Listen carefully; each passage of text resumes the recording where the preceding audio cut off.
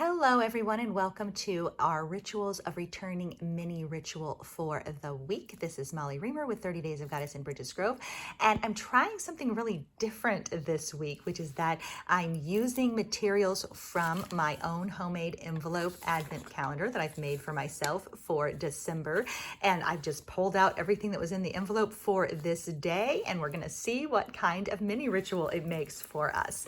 And so this is a really fun idea. If I do this on myself, I'll link to my how-to video about it below. But anyway, I make a little envelope for each day of the month. I actually go all the way through the 31st, so I have one for every day of December, and I have things in it like little chocolate bars and tea bags, and then also my 30 Days of Goddess supplies and resources for the day. And then I put these together and use them on my 30 Days of Goddess prayer book page for the day as well. So we're going to see how this works for our ritual video, and it will be as much of a surprise for me as it is for you, because this was totally randomly put together and then totally randomly opened today. But first, we're actually going to start with our herb of the month card. This one was not in the envelope. This is the herb of the month card for December that I picked from the Illustrated Herbiary by Maya Toll. And we received Starflower, finding grace. So don't you feel a nice invitation right there? Just those words, finding grace. How can you make space for grace? How can you find grace in your life this month? So make space for grace, seek grace, find grace, offer grace, inhabit grace. But then checking in with what Maya actually has to say about that herb. She says some call this plant, oops, I didn't realize I made the big shadow. Some people call this plant by her more common name, borage, but she prefers starflower. Starflower shares a timeless philosophy. Grace isn't something you keep for yourself.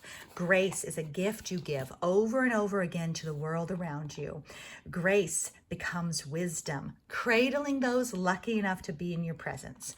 How can you let a little more grace into your life? How can you let a little more grace into your life?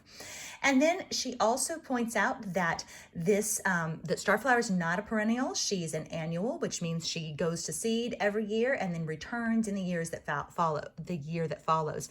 And the reminder here, which is really potent for December, when our theme is rest, is that like Starflower, we all need time to go fallow, time when we are nothing but seeds of potential lying dormant in the earth.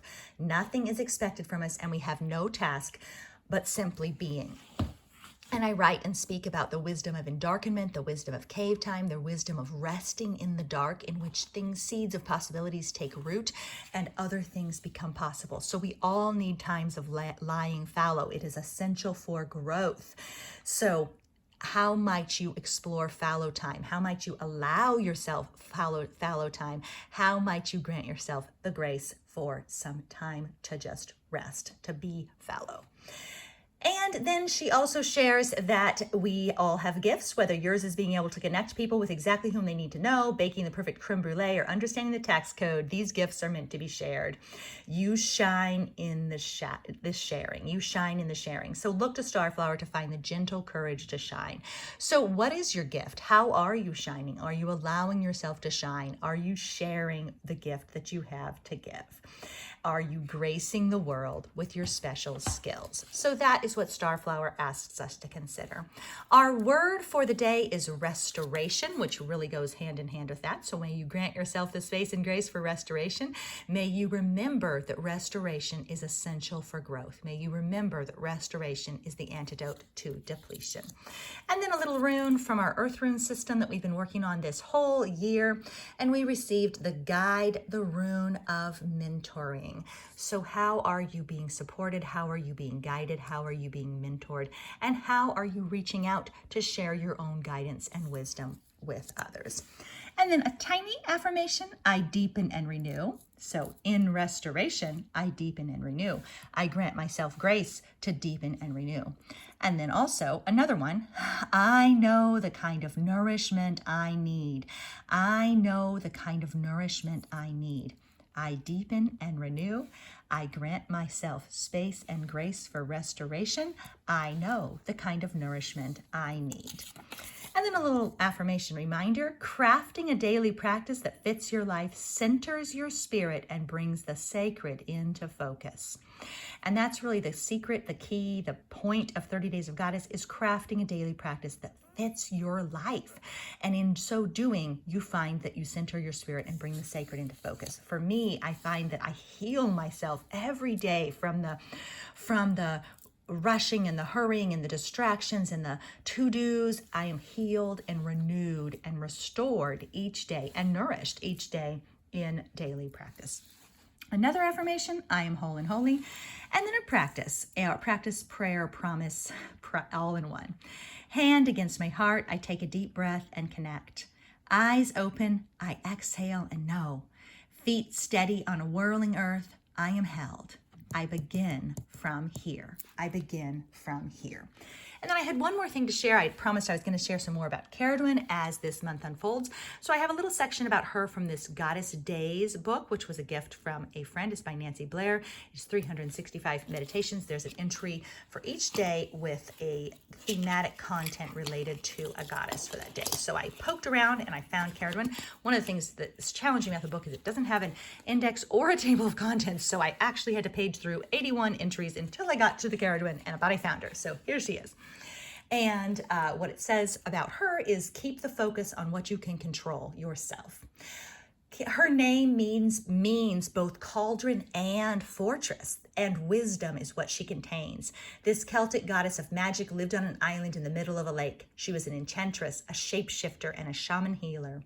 In her magical cauldron, she brews up herbal elixirs for all occasions while composing riddles that lead you to mystical knowledge. Caradwyn, a true wise witch, carefully observes the cosmic configurations of moons, stars, and planets for guidance on ingredients. Celtic myth tells how Gwaun stole her magic brew from her and a legendary chase began. Rebirth heralds the end of the story. Invite Caradwyn into your kitchen to help make magic. All rituals begin with strong intentions, good intentions. Take a few minutes to write an outcome you desire, remembering that no spell can be used to change anyone else. Language uses us as much as we use it, so choose your words carefully. Use a red pen. Write slowly, putting your mind on meaning. Find a bowl. If you don't have your own cauldron handy, begin with 2 tablespoons of salt and add water. Pay attention to intuitive messages as you stir your magic brew. Repeat your spell 3 times. You can add any herbs, fresh or dried, that you intuitively feel will accentuate and heighten the power of your mix. Simple brews with 1 or 2 ingredients are often best.